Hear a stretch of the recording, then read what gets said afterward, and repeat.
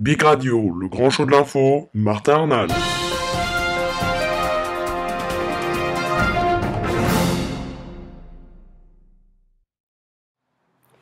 Bonjour à tous et bienvenue, merci d'être avec nous sur bigradio.fr, c'est parti pour le grand show de l'info, l'édition du vendredi 3 mai 2013. Aujourd'hui nous parlons de la SNCM et c'est un nouveau coup dur pour la Société nationale Corse Méditerranée en difficulté financière avec une perte de plus de 13 millions d'euros en 2012 puisque la Commission européenne lui a ordonné hier jeudi le remboursement de 220 millions d'euros d'aides publiques jugées incompatible avec les règles européennes de la concurrence.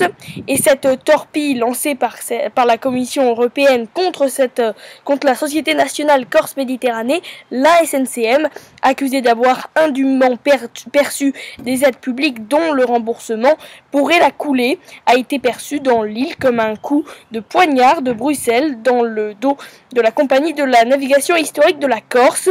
Nous ne sommes pas là pour participer de manière inadmissible à la mise à mort de la compagnie, s'est insurgé le président de l'Office des transports de la Corse, Paul-Marie Bartoli. Saisi d'une plainte de la compagnie low cost Corsica Ferries, dont les navires battent le pavillon italien et qui perçoit elle-même des fonds publics au titre d'une aide dite sociale, la Commission a ordonné jeudi à la SNCM de rembourser 220 millions d'euros d'aides publiques versées de 2007 à 2013.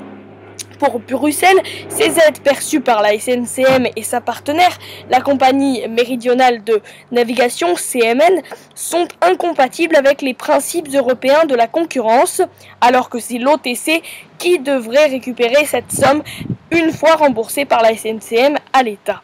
Le président du conseil exécutif de la collectivité territoriale de Corse, Paul Giabicobi, a insisté sur cette reconnaissance par Bruxelles de la légalité du principe de subventionner les compagnies assurant la DSP.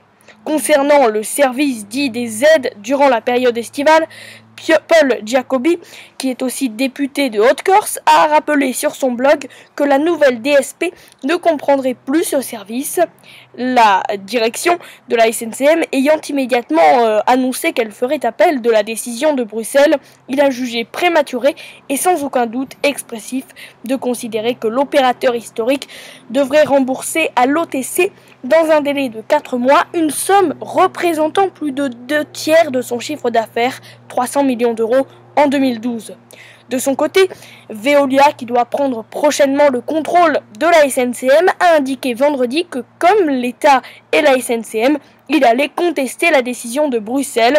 Paul Giacobi a souligné qu'il appartiendra sans doute à la Cour de justice de l'Union européenne de trancher sur ce qui doit être éventuellement remboursé. Si la SNCM était mise en péril, le service public serait menacé, a-t-il dit. Aucune autre compagnie n'ayant proposé l'équivalent conformément au cahier des charges. Le directeur de la SNCM en Corse, Pierre-André Giovannini, a insisté sur les considérables efforts réorganisation déployés au sein de la compagnie ces dernières années dans cette entreprise malade de grèves à répétition qui paralysent parfois la vie économique de la Corse. Pierre-André Giovannini a insisté sur les négociations en cours avec les syndicats pour parvenir à des gains de productivité de 15 à 20% par an. Il a aussi mentionné un ambitieux plan de modernisation de la flotte, notamment avec des navires ultramodernes, plus économiques et moins polluants fonctionnant avec le gaz. Au gouvernement, pour qui le service complémentaire de la SNCM pendant l'été répond à un besoin réel de service public et qui envisage aussi toutes les voies de droit pour contester la décision européenne, les élus corses de droite ayant demandé de réagir vite et fermement.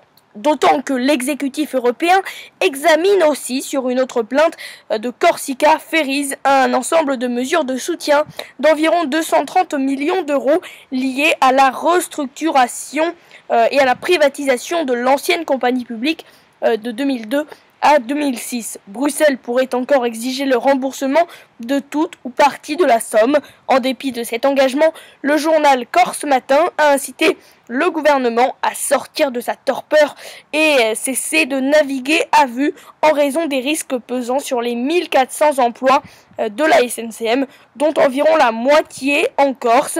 Évoquant une probable disparition de la compagnie, le syndicat des travailleurs corses a rappelé son souhait de voir créer une compagnie publique régionale comme cela existe dans le secteur aérien. Voilà donc ce que nous pouvions dire ce soir sur la SNCM qui va mal, très mal. En tout cas, on aura l'occasion d'entendre parler dans nos prochaines éditions.